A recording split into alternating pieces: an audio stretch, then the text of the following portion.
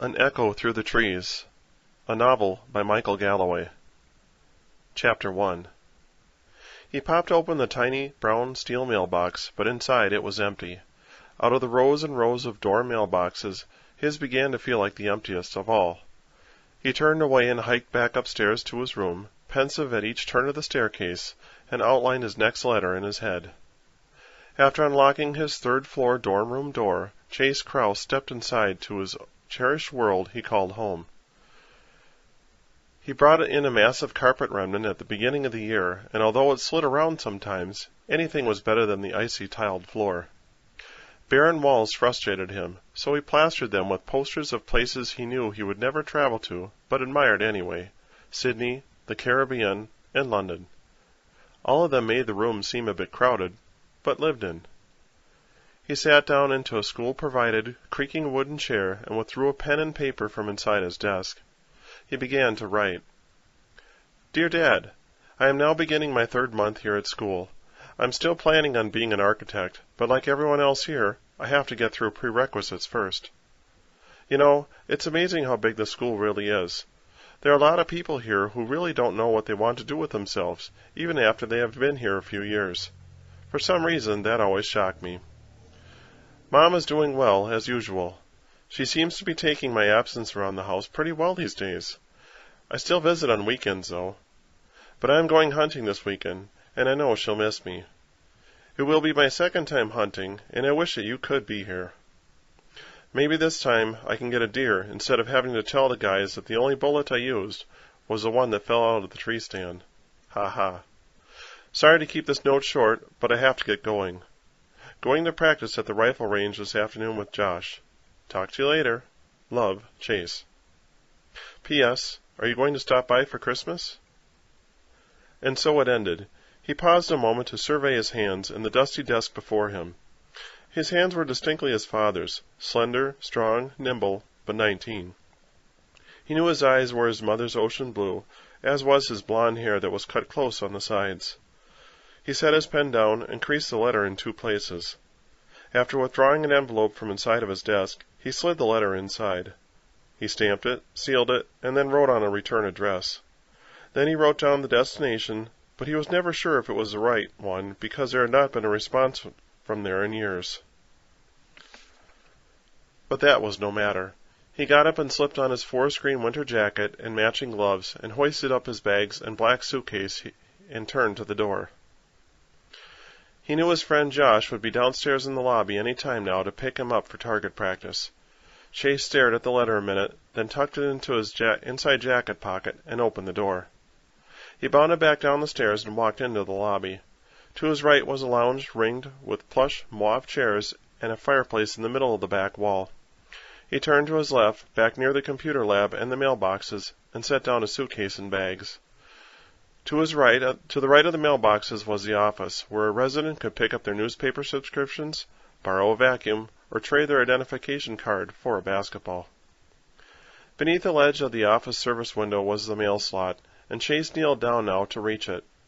He turned away as he let his letter slide in, listening for the familiar clunk of the envelope hitting the bottom of the wastebasket that impersonated a mailbox. He felt like he was sending off yet another traveler, which would pass along with the rest of the mail, like a caravan, across the desert to his father, who, at last he heard, lived in Reno, Nevada. Chase recollected his luggage. Ready? Josh piped. Yes. So who's going this time? Chase asked. My uncle and my dad and us. Are we dropping your stuff off first?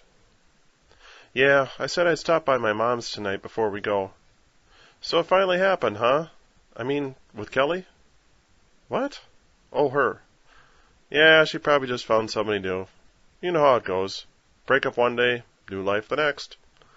Josh's voice smacked of sarcasm. You're over her that fast? Have to be, he replied, moving his mouth like he wanted to spit. Oh, and don't say her name anymore. I've designated it a swear word. Chase smirked and followed as Josh headed out to his car in the tiny, choked parking lot out in front of the dorm. To a passerby, the lot looked as if it only provided enough room when students were on vacation. So does your dad have all the stuff packed? Chase asked. As always, but this time Uncle Jim is going to cart most of it up there. Is that safe? You know how my dad is about drinking and hunting. Dad told him not to bring any bottles up north.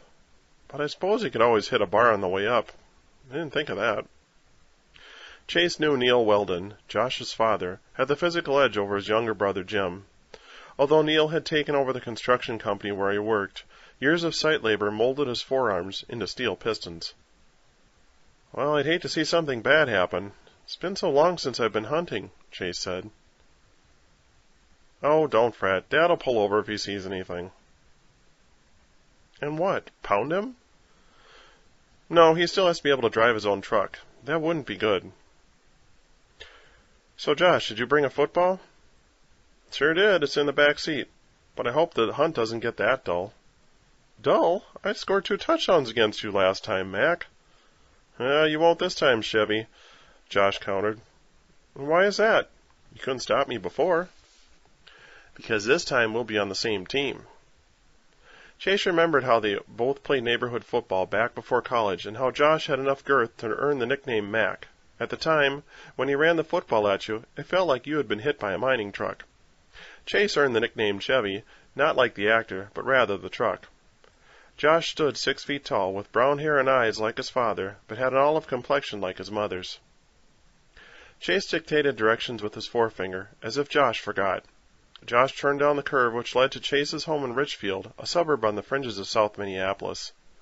Chase had lived with his mother, Karen, up until the start of college.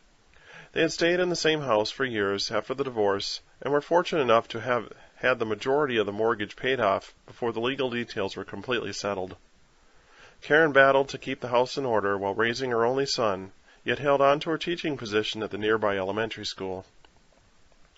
Chase jumped out and opened the front door of the house. Stepping inside, he noticed for the first time that the housework was being let go in places. A sweater over a chair, dishes stacked in the sink over there. He frowned and walked into his bedroom, stepping over a clump of clothes in the hallway. To his left, a new painting hung on the hallway wall. Amazed and curious, he put his hand on the painting, letting its bumps and creases slide underneath his fingertips. It was an outdoor scene, with a grove of trees displaying their fall colors. Crimsons, oranges, and goldenrod yellows, huddled together, yet eager to explode. Could it be his mother's work? She had the potential, but she always painted portraits as far as he could remember. Turning into his room, the bags in his suitcase came to a rest next to his bed. On the highest shelf of the closet lay his Winchester .32 Special, and next to it, a box of shells. Through constant coaxing, Karen finally gave in to letting him keep the rifle in the house, so long as it was never loaded unless it was an emergency. Although there had never been a break-in at their house, his mom often repeated the story about her childhood home being robbed once. Chase re-entered the living room and smiled as he passed by his mom's easel and paints, where a half-finished painting of the season's first snow trapped his attention. In all the years he had seen her paint, he had never seen her do this good. He could not believe she had it in her. Maybe the state of the housework wasn't that important after all, he thought. A hasty note was left on the kitchen table next to the door as Chase returned to Josh's idling car. The engine revved as he opened the passenger door, and he slung his rifle case into the back seat. "What?" Josh said, puzzled by Chase's sly smile. "Oh, it's my mom. She's painting again. I think I want to stop by the mall on the way back." Josh turned to look over his shoulder and backed the car out of the driveway. "For what? Paints?" "No, for a sale flyer. I heard there's going to be a sale this weekend in the mall for paintings. Maybe she could sell one. Who knows?" Josh nodded and sped towards the highway which passed near the shooting range.